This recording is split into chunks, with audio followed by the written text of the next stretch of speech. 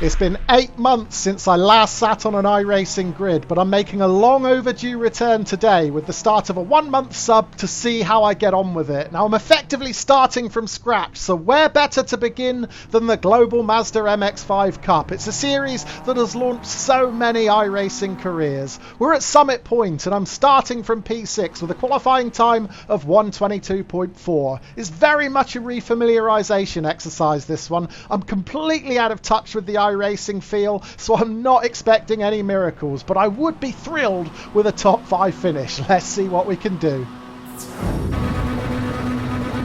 Here we go then, the lights are green and we're underway for my first iRacing race in 8 months. What is going to happen over the next 12 frantic minutes here at Summit Point?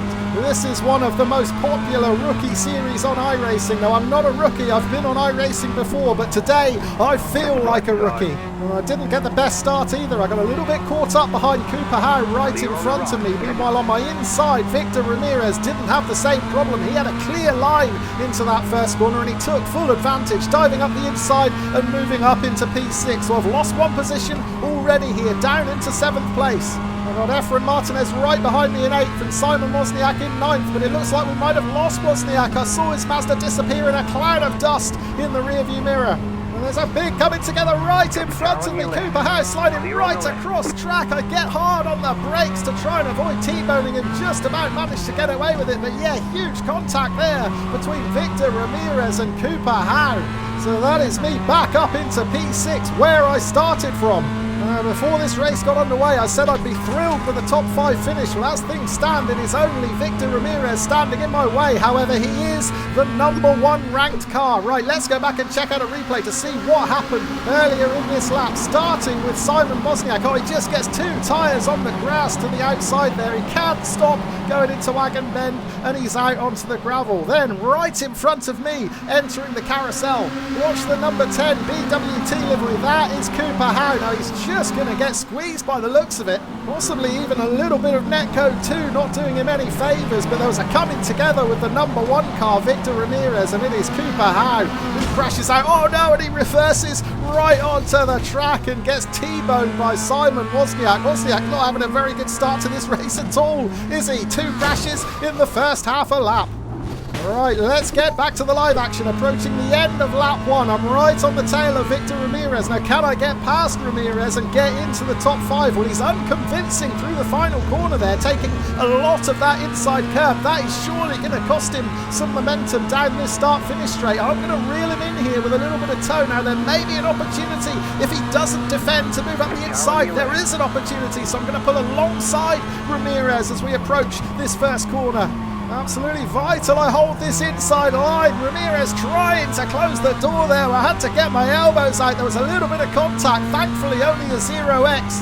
Was it enough to shake Ramirez off? It doesn't look like it. He's still got half a car length up the inside, which is going to make this left-hander really tricky. So do you know what? I'm just going to back out of it. I didn't want to go through there too wide, and I'm glad I didn't because I would have been pushed out onto the grass.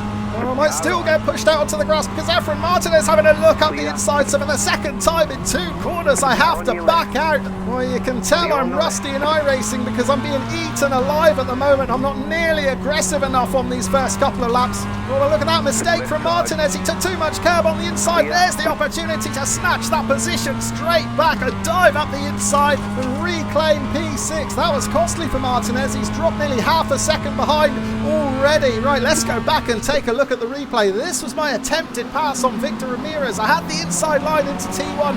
I held that inside line. It got really close there. We bashed doors, but ultimately Ramirez managed to stay far enough alongside me to hold on to the position at the next corner. I then dropped a place to Martinez, but look at that mistake. He rode the raised curb on the inside. It sent him out too wide and gave me that position back. Right, back to the live action. We're just starting lap 4, and thankfully I've got a bit of breathing room behind me now. Martinez has dropped back a little bit and he's now 1.5 seconds behind in P7, so that is allowing me to concentrate fully on the car in front. Victor Ramirez still within 0.3 of a second.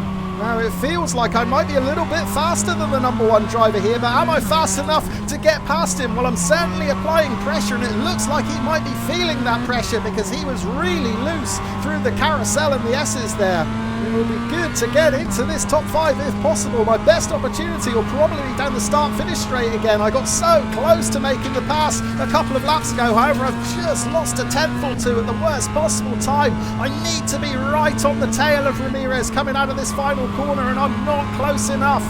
So yeah, there will be no overtaking opportunity coming down the straight this lap. What I can do though is close back in on Ramirez. I'm going to pick up a little bit of a tow here, so by the end of the straight I may well be right back on his tail again. And if I can get there, it is absolutely imperative that I stay there. I need to be close enough to pounce on even the slightest of mistakes from Victor Ramirez. And he was a little bit wide exiting the first corner there, but it was a case of target fixation for me. I followed his line. I was wide too, but yeah, visibly closer now. What's that gap? 0.3 of a second, so I am as close as I've ever been here. Oh, Ramirez gone, but where has Ramirez gone? What on earth has happened to Victor Ramirez through Wagon Bend there? It was almost like he just carried on going straight, misses the corner completely and hurtles into the barrier. That was a huge wreck for Ramirez, and I still don't quite know what's happened there. Maybe he was just watching me in his rear view mirror and lost his bearings, but yeah, very little attempt made to hit the corner there. So I find myself into the top 5, and with a nice 2.5 second cushion back to Martinez in P6. There must have been a coming together in front as well, because that is Fernando van der Meer, who was running in P2.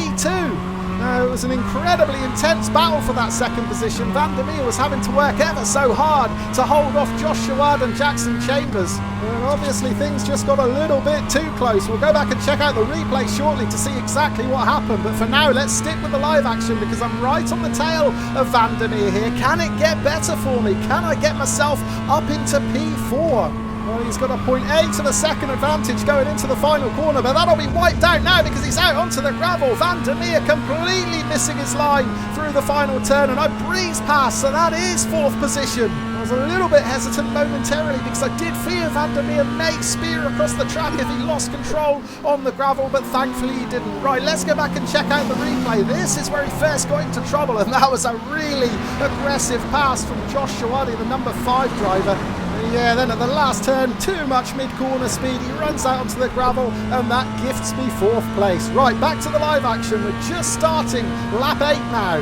Van der Meer just 0.9 of a second behind, but look at the battle for P2 in front of me. Soadi in 2nd, Chambers in 3rd, both of them within 2 seconds now, but I've just made my first big mistake of the race, braking a touch too late into the first corner. It sends me out wide. I've missed the apex, and that has put me under all sorts of pressure from Van der Meer now. Immediately I move to the inside, approaching Wagon Bend. I don't want to be in the same position as I was earlier in the race, where I had to back out of it. This time it's Van der Meer who has to back out, so that has given me a bit of breathing room again. The gap back up to half a second now, but unfortunately the gap to the cars in front is also widening. It's now nearly 3 seconds to Josh Soadi in P2. So just when I thought I had a sniff of getting involved in a podium fight here at Summit Point, I go and make a mistake that proves really costly. So for now, I've got to concentrate on defending this P4. Van der Meer still within half a second. And we're only going to have one more lap to go once we finish this lap, so I think I need to forget about the 2 cars in front now. I need to concentrate on trying to hold on to this P4, because Van der Meer is breathing down my neck now, just 0.2 of a second behind into the final corner. I'm poor through this turn. That was a terrible line.